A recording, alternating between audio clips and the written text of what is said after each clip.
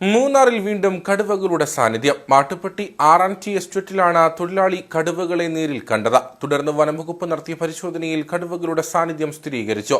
രാത്രികാലത്ത് ആളുകൾ പുറത്തിറങ്ങരുതെന്ന് വനംവകുപ്പ് മുന്നറിയിപ്പ് നൽകി. രാവിലെ ജോലി കഴിഞ്ഞ് മടങ്ങിയെത്തിയ എസ്റ്റേറ്റ് വാച്ചർ സുരേഷ് ജനവാസ മേഖലയിലൂടെ 3 കടുവകൾ കടന്നു പോകുന്നത് നേരിൽ കണ്ടിരുന്നു. കടുവയെ കണ്ട് സുരേഷ് മാറി നിന്നു. തുടർന്ന് കടുവകൾ സമീപത്തെ കാട്ടിലേക്ക് മറഞ്ഞു. മുമ്പും മേഖലയിൽ കടുവയുടെ സാന്നിധ്യം ഉണ്ടായിട്ടുണ്ടെന്ന് സുരേഷ് പറയുന്നു. அங்கிருந்து 2T முடிஞ்சு வரும்போது அங்கிட்டு கேட்டு திறந்து இங்கிட்டு வரும்போது ஃபஸ்ட்டு ஒன்று வந்துருச்சு. அடுத்து 2 ரோட்டில் இருந்து தாண்டி 2 பின்னாடி வந்தது. நான் அங்கே நின்னாச்சு. நின்று பார்த்துட்டு இங்கே உட்காந்துட்டு இருந்தோன்னு நான் கொஞ்சம் அங்கிட்டு தள்ளி போயிடுச்சு. அந்த உடனே 2வது நான் கொஞ்சம் அங்கிட்டு மாறின உடனே இது உள்ளே போயிடுச்சு. വിവരമറിയിച്ചതിനെ തുടർന്ന് മൂന്നാർ റേഞ്ച് ഓഫീസർ എസ് ബിജുവിന്റെ നേതൃത്വത്തിലുള്ള വനപാലകർ സ്ഥലത്തെത്തി പരിശോധന നടത്തി.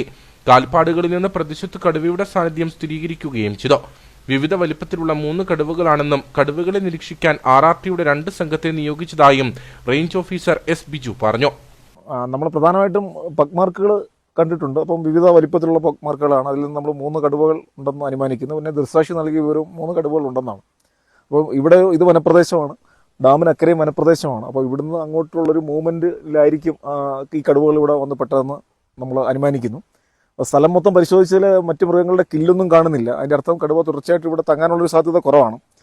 എന്നിരുന്നാലും ഒരു 3 ദിവസത്തേക്ക് രാത്രിയിലും ഏർലി മോർണിംഗിലും നമ്മുടെ പരിശോധനകൾ R&T സംഘം 2 യൂണിറ്റായിട്ട് ഇവിടെ ഉണ്ടാവും. തൊഴിലാളികൾക്ക് നമ്മൾ കമ്പനിയുടെ ഉദ്യോഗസ്ഥരുമായിട്ട് സംസാരിച്ചിരുന്നു.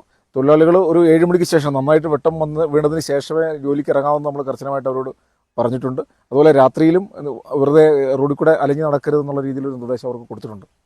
വരുന്ന 3 ദിവസത്തേക്ക് വനംവകുപ്പ് മേഖലയിൽ ജാഗ്രതാ നിർദ്ദേശം നൽകിയിട്ടുണ്ട്.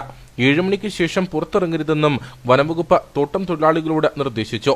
അതേസമയം കടുവകളെ നിരീക്ഷിക്കാൻ R&T സംഘത്തെ നിയോഗിച്ചിട്ടുണ്ടെങ്കിലും ഇവർക്ക് സ്വയം പ്രതിരോധ മാർഗങ്ങളോ മറ്റു സുരക്ഷാ സംവിധാനങ്ങളോ ഇല്ലാത്ത സാഹചര്യവുമുണ്ട്.